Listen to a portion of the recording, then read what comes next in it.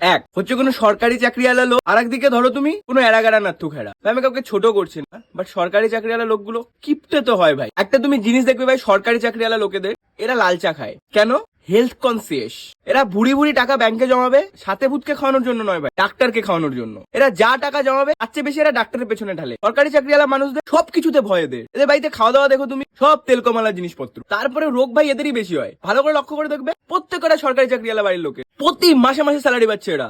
তারপরেও এটা নাই ওটা নাই, এটা নাই ওটা নাই, ব্যাংকে এদের ভুড়ি ভুড়ি টাকা ভাই। আর 30% টাকা প্রতি মাসে এরা ইউজ করে না। তারপরে ভাই কোনোখানে ঘুরতে যাওয়ার 1 বছর আগে থেকে প্ল্যান করবে। তাও ভাই তুমি ভেবো না যে বিদেশ বা অলদিস কোনোখানে ত্রিপুরার বাইরে এরা যাবে না। এই তোদের এত টাকা কে খাবে ভাই? এত কিপটে কেন? সবকিছু লিমিটেড ভাই, এরা জীবনে সবকিছু লিমিটেড করে।